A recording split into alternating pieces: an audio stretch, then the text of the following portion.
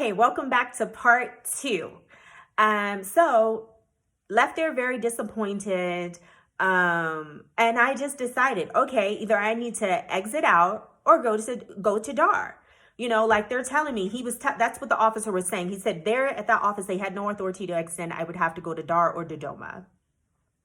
So I said, okay, fine. So I was just meditating and thinking, should I just go out? Should I just go to DAR? And so the spirit said, go to DAR. Go to DAR. So I booked a ticket, got a bus ticket, booked my hotel, packed my son and I up, and we went to DAR. And I had some people saying, oh, you're going to DAR, you're going to open up a bad can of worms for yourself, however, it was just, comments that spoke to like, okay, something adverse is going to happen, against me. And they were advising against me going, to DAR. And so I just decided I needed to go to DAR because I am an African woman and this is my home. And I was just very frustrated and angry, and that I, as an African woman, have to explain why I am home on the continent. Why do I owe you any explanation? Why am I being, badgered and interrogated like I'm some sort of criminal? Why am I being treated like a foreigner? And why am I not being looked at as an African? It was very disheartening, very, very disheartening. And I said, I have a right to be here and I am going to stand up for that right, that birthright, and so, I did. I wrote a letter, and I went into the immigration office on Monday. So I went there, handed the woman at the counter my visas, my passport, let her know that we were there for a visa extension. She flipped through it. I gave her this letter, which I'm going to read. And then she glanced through the letter, and then she went to the back. And then she came back and told us and escorted us to the back office to an immigration officer. So I can tell you guys that the initial person that we were, there's like a bug in here. The initial person that we were led to and that we spoke to was extremely disrespectful. He was sarcastic. He was very uncaring. He was very dismissive and overall just nasty. Very nasty. And he tried to intimidate us with deportation. So before I get to that, I'll read the letter. So I'm going to have to look down, you guys, so please excuse me. I wanted to write this deep, heartfelt letter. I'm a writer, and, I could have written a letter more profound, but I just wanted to keep it pretty simple, but just get my point across, because I didn't know who was going to be reading the letter and I didn't want to make it too complex. So here's the letter. It says, I am hereby requesting a 3-month visa extension for myself and my son. We arrived in Tanzania in February of 2020, and shortly after our arrival, the COVID-19 pandemic was expanding. We could not exit the country after 90 days because there were no flights. When I checked the embassy's website in March, it stated that all foreigners should plan to stay in Tanzania for an extended period of time. During my stay in Tanzania, I have visited a few community improvement organizations to see what I can contribute financially to help the programs offered to continue to be rendered. So I went to the immigration office in Arusha on August the 29th. and found that it was closed after entering. Before my departure, a guy told me that he could help, but when I realized what it entailed and I refused to comply, I was asked to leave the office. I went back to the office on Monday and I was told that I need to go to the immigration office in Dar es Salaam. And when I asked why, they said they could not extend it there. I have family here and who resides in Moshi, and I was encouraged to go to Moshi to see if I could get more help and answers.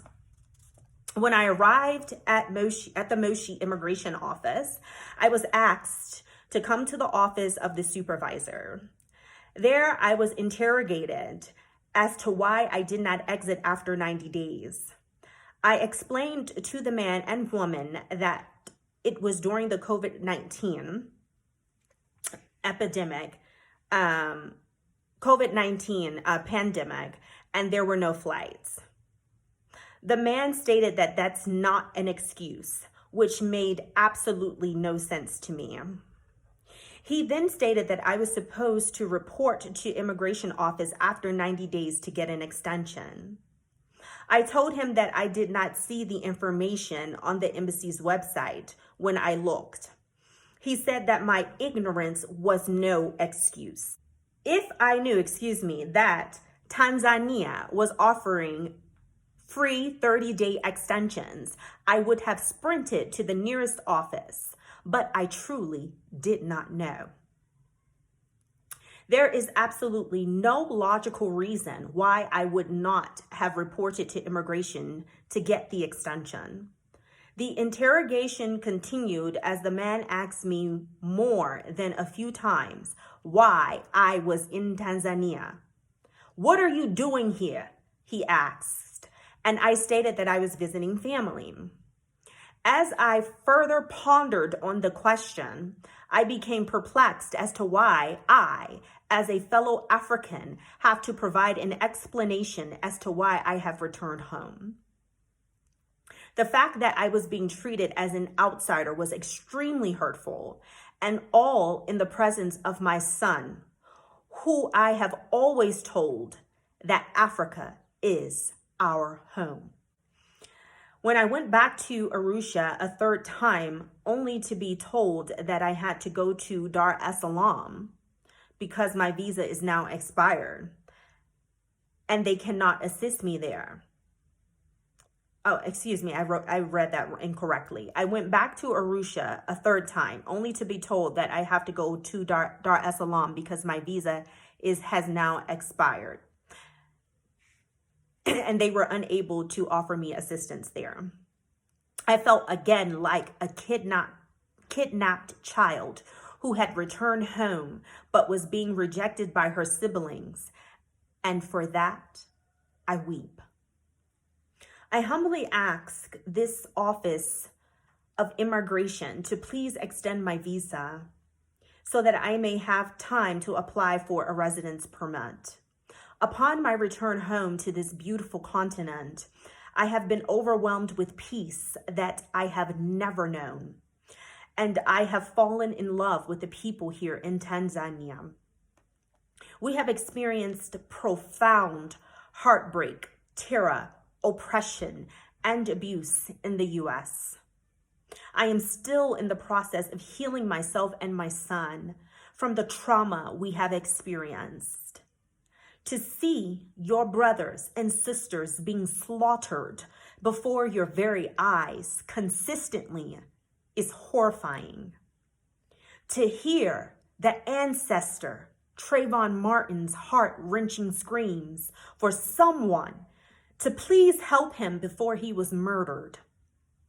Or the ancestor Philando Castile do exactly what he was told, only to be murdered in front of his woman and child. Or the ancestor Eric Garner choked to death in broad daylight. Or the young and bright 12-year-old Tamir Rice gunned down in a park within seconds of police arriving. And as of late, the ancestor George Floyd, slaughtered while screaming for his deceased mother to please help him, breaks my heart into a million pieces. Since him, George Floyd, there have been more killings. Our ancestors endured the worst slavery this planet has ever seen. I can only imagine what they must have been feeling when they were forcefully removed from Mother Africa and taken across waters to strange lands, having their identity, culture, languages, and children taken from them. Now I have returned, carrying my ancestors with me, and I ask that you welcome me and my son with open arms. I ask that you please grant me an extension so that I may take the proper procedures to apply for residency. I wish to contribute to the advancement and expansion of the economy here in Tanzania and be one with my sisters and brothers here. Sincerely.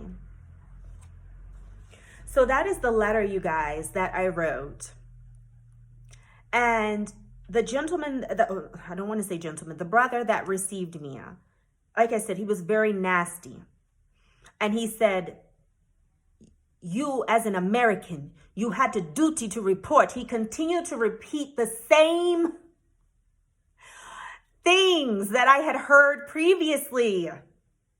You know, and I was really like astounded. It was like, I mean, what are these people? Why isn't anyone using their logic? Why is anyone using their mind to really decipher how to properly, react to this predicament that I am in? It's like I'm dealing with robots. They keep repeating the same thing. That ignorance is no excuse. Oh, and you and as an American. And I said, sir, I am not an American. Ah, yes, you are. He became very flustered and angry. He was like, what do you mean you're not American? You are American. I said, sir, I am not an American. I am an African. Hey, let's see your passport. Here, pull up your passport. Open it. I opened the passport. And he said, what does that say? I said, it says the United States of America. Read above. What does it say? And it was saying nationality, you guys. And under that, it said, United States of America, which is not a nationality. It is not a nationality. Furthermore, blood determines my nationality. Blood. And I am an African woman, and no one will ever be able to tell me different because it is a lie. And I said, I am African. Blood determines that. And he says, no. You stopped being African. With you now, you have this passport. I said, I'm looking at my son and I'm looking at him like, what are you saying? Do you hear yourself? Hey, maybe part of you we can't change. Part of you, but you are now an American. I'm just sitting there, you guys, in awe of his ignorance. And he was serious. And he's not the only one. And that is the saddest thing of all. Because there's just still too many of our brothers and sisters here, young and old, who look at us as foreigners. I am not talking about the brothers and sisters who know that we are your brothers and sisters and who have welcomed us home. I greatly appreciate that warm and sincere welcome. This is directed towards the brothers and sisters who don't know and who don't treat us like brothers and sisters. And there's just too many of them still operating in this ignorance. It has got to be eradicated. And so I said, well, you know what, sir? If that's how you perceive it, then that's how you perceive it. But I know that I'm African.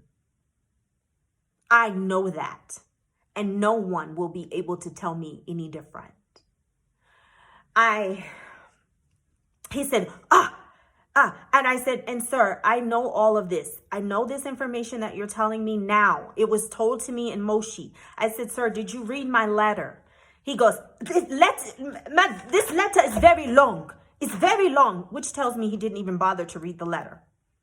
I said, so sir, I mean, can you give me a logical reason as to why I would not have reported to get that? Because I'm here asking you for an extension. So why wouldn't I have gone? It's because I truly, you know what? He became very angry. He said, you're here illegally. You've been here illegally. You've been here illegally since May. You've been here since May illegally. Right? And you did not report. Your ignorance is no excuse for the law.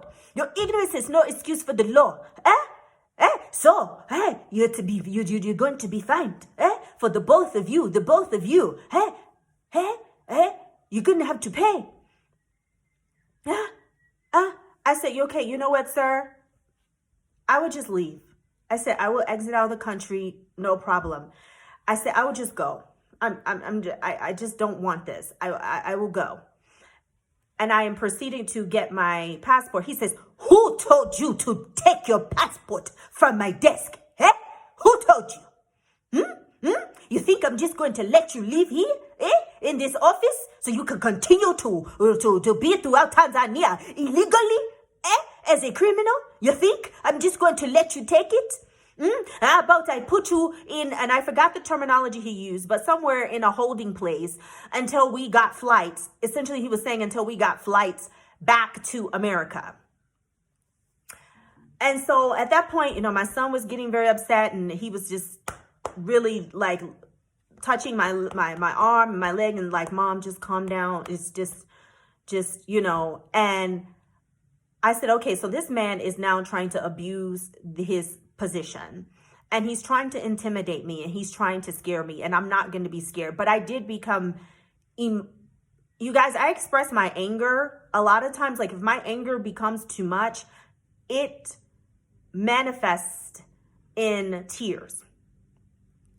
And sometimes that means get the hell out of the way because it's danger time. And, I've also learned to use tears to release my anger, because I didn't cry. I used to just didn't cry. I used to hold everything in, and it has taught me, me being able to cry has really helped me to release anger. So I was very angry, and the tears started to flow, was starting to flow, but they didn't come out of my eyes. And I was holding it back because I said, at this very moment, I don't want to give him what he wants. And that is to see. He's going to mistake my tears as fear. And it is not fear. It is anger. So I said, well, you know what, sir? So I didn't allow the tears to come out. I held them back. And I said, you know what, sir? My spirit said, tell him to proceed. Tell him to proceed. So I did. And so I said, well, sir, go ahead and you may proceed. Proceed with, processing us out. And I said, that's fine. He said, you want me to process you out? Huh? Do you have the money? How will you do it? I said, oh, so now inside myself, I'm like, now you're concerned about if I have money or not? Now you're concerned if I can do it. I said, just go ahead, sir. Whatever you're going to do, whatever the process is, we will leave. No problem. So then he says, go sit out there and I will be back with you. I said, fine. So I went and I sat out in the front, and he comes back with the papers. And he double fined us, you guys. And I'm like, so I have to pay this for me and my son. You're gonna fine us double. I said, okay, no problem. He said, ma'am, I think you should speak with my supervisor. I think you should speak with my supervisor. It was like he was like really like moving me towards his supervisor. He was like, come, come. I said no. At that point, the tears I was consumed, you guys. Because I've been beat all this time. I'm going to these offices. They continuing to badger me and interrogate me. And I continue to stand. And, you know, it was something that I just could not control. And it just came out. And I was like, no. Why? So he can tell me why. He's going to help me. No, he's not. He's going to tell me. He's like, no. Just come, please come. Talk to my supervisor. So the supervisor was like, come. So I'm talking to him, and you know, I'm getting myself together, and he repeats the same thing. Why are you here? What have you been doing here? Why didn't you exit out? It's like, how many times do I have to repeat myself? This is utterly ridiculous. I said, I did not know. I am here to try to rectify this. I've gone from office to office to now this office to rectify this. I simply did not know. And he was like, well, what have you been doing here? I told him. He was like, you've been participating in giving money to programs. You're not allowed to do that. That's against the law. I'm like, it's against the law for me to give a financial contribution? What? He said, you need a permit for that. I said, so what permit do I need for that? I said, again, this is something I didn't know I needed a permit. Now, if I'm working, if I'm volunteering, I understand that. I said, but for just making a financial contribution, I'm doing something against the law. I said, I just go and see where people need help. And I have helped a lot of people. And I said, and so what permit would I need to give a financial contribution? So he's just now looking at me, because I'm looking at him like, sir, this doesn't sound right. And he's like, you need a volunteer. So I said, sir, I have not been working. I did not volunteer at all. I simply went onto the website of that particular of those particular organizations, and I clicked donate, and I donated. And I said, as far as local small people, you know, if they needed help, I said, I have just given them money just to help. So he didn't say anything. And so he says, come with me. So I get up, and he takes me into the office.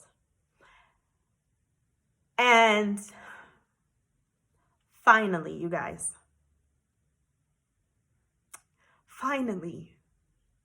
I'm looking at two angels.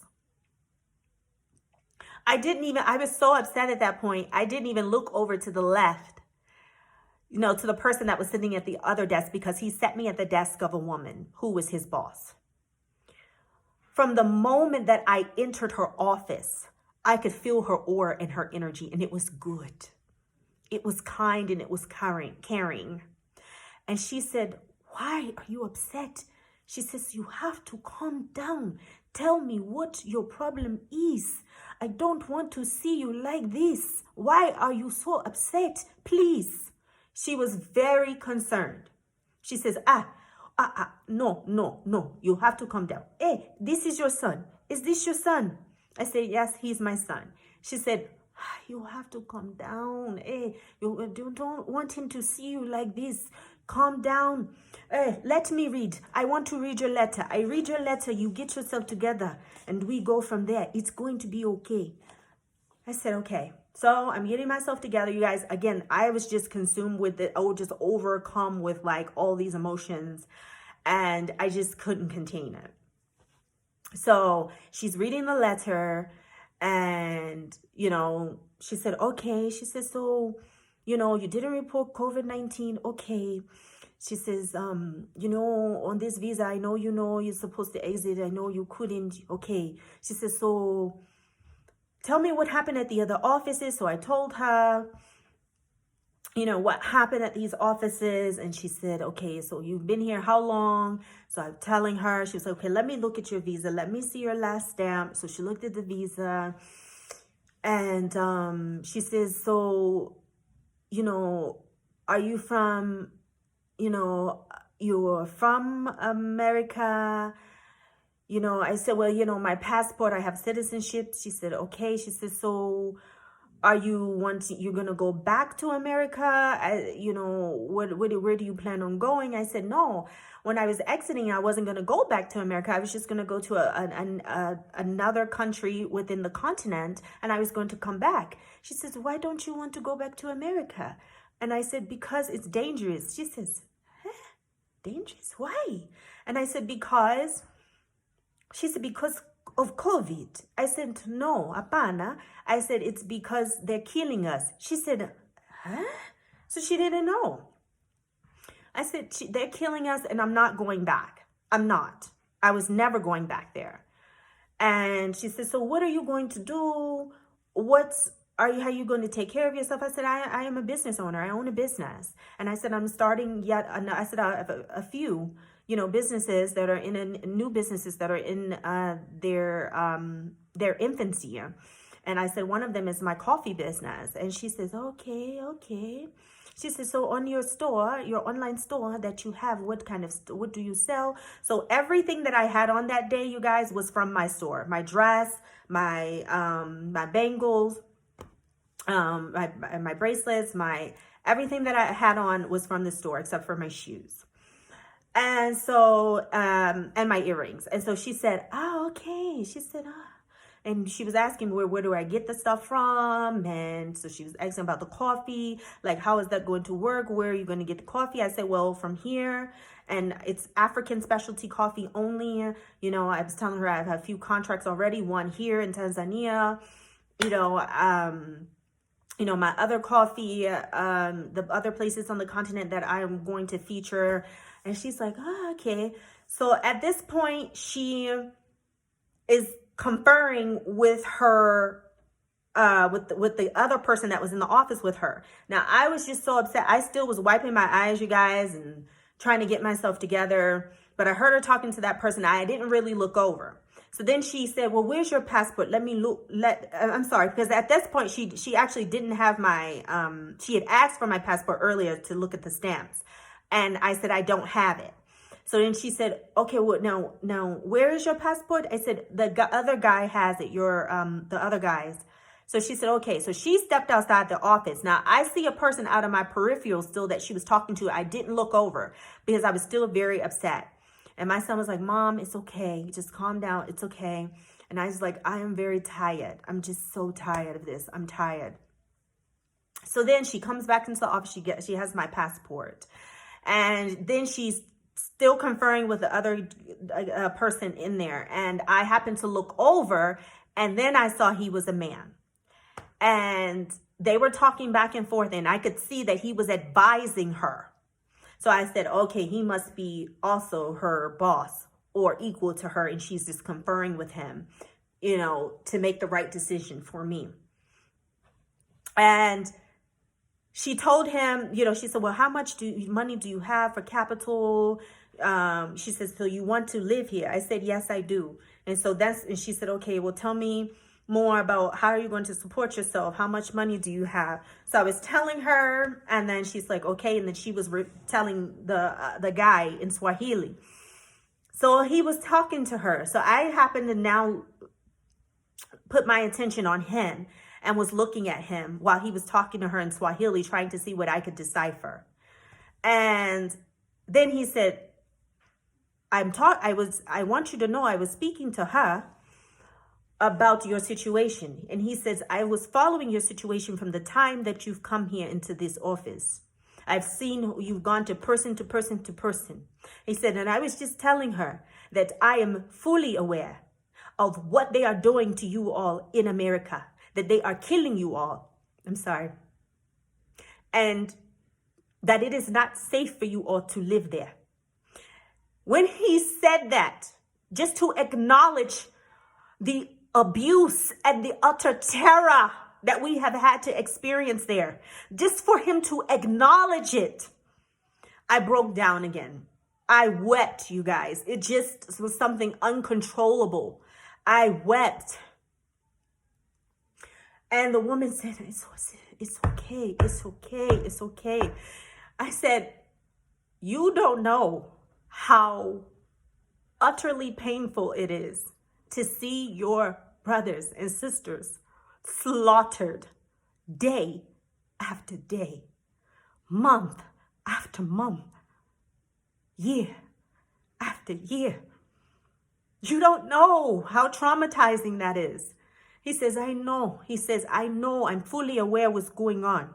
And he says, you know, we are the government here. He says, we are supposed to help.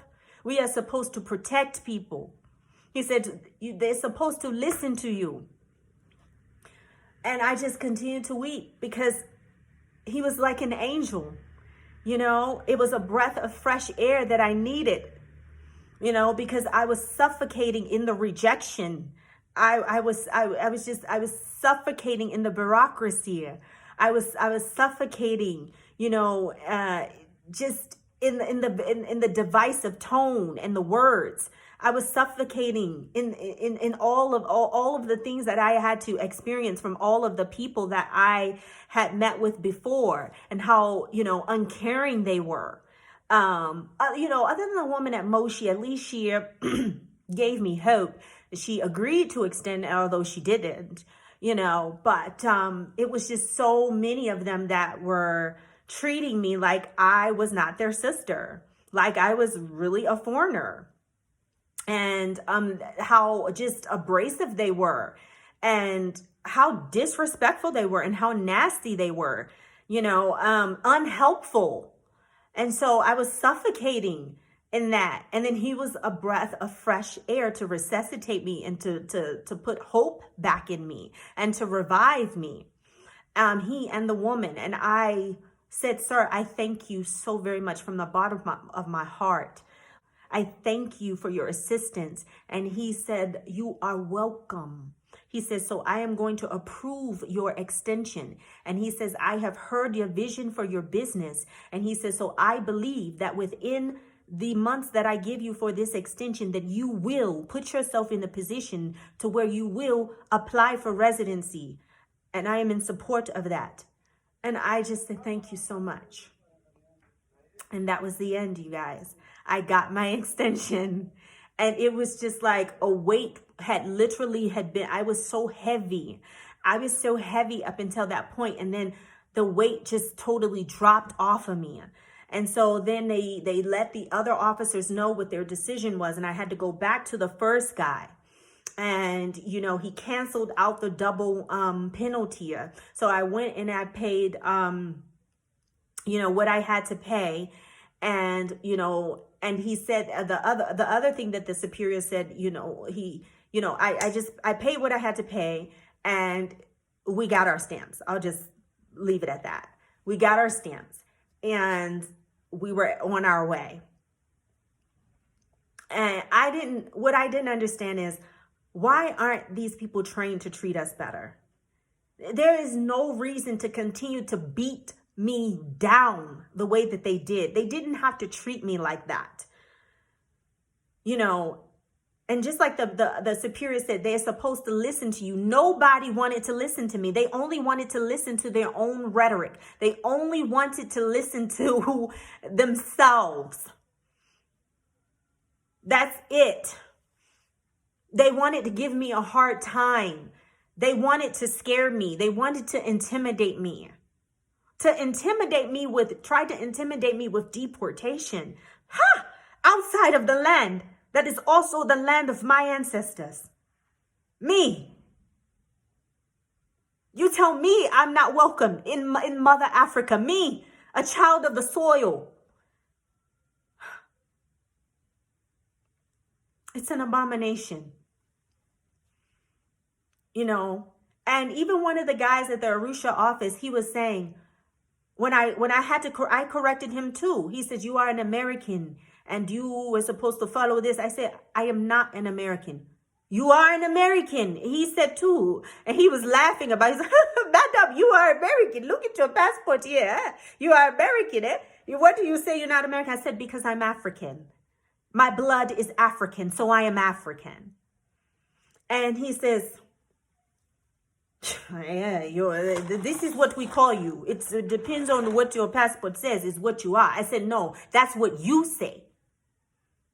And so he says, so, okay, unofficially, he took his hat off. He said, unofficially, I want to know, how does it make you feel when we call you American? I said, it is an insult to us all of the diaspora.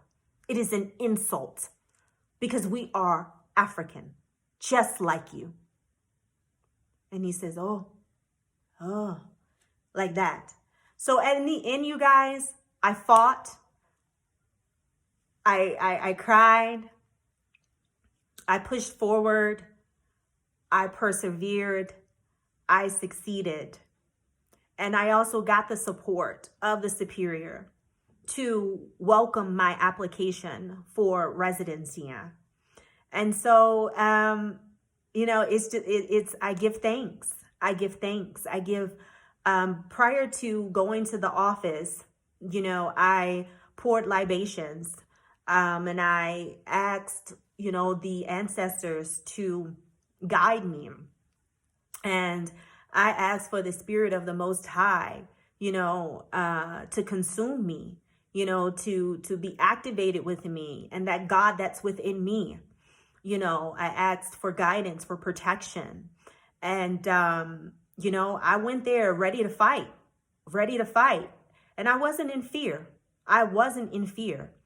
You know, the emotions were the emotions. And, you know, there was no holding those back, you know, as I continued to have to fight one person after the other. But I stood strong, and I am most importantly so happy that my son saw his mother fight. That he saw me fight. And he didn't see me give up. And he didn't see me cower. How can I? That's not the stock that we are made of. All that my ancestors did for our liberation, how could I let them down? And I can't let myself down. And I can't let my child down. And I can't let my brothers and sisters down who are going to be coming after me. So yes, you guys, it is unfortunate that, you know, we're not being welcomed with open arms here as it relates to the policies and procedures of how we're classified here in Tanzania, and what, you know, I had to go through at the immigration office and being treated like, you know, like a foreigner, you know, and, you know, as a descendant of ancestors who were kidnapped and who have returned home. Yeah, it's like you're blaming the child for being kidnapped, you know, and you're rejecting that child after that child has found his or her way home from such a traumatic experience. And you then add, you know, insult to injury. You pour salt in my wounds. Instead of caring for them and healing them, you pour salt in my open wounds. That's not okay. Tanzania has to do better. You have to do better. You know, I'm so grateful to all the other countries, you know, to Ghana, who welcomes us with open arms. You know, Sierra Leone is even offering us passports. Just all of the countries that, you know, in the mother that welcome us, and not only just welcome us with your words, but you make a way for us to be able to survive and to be able to live in harmony and in peace. And there's still a lot of work to be done, you know, so that we can be stable, and so that we can come back and really help to build up the continent. And we can't do that if we are classified as foreigners. You know, we want to do that, and we can do that. We can build up the continent. We want to build up the continent. We want to help the brothers and sisters, and we can and we will. But we ask for you all, for the government to give us our just due. We are also children of the soil. Treat us accordingly. All right, you guys, until next time.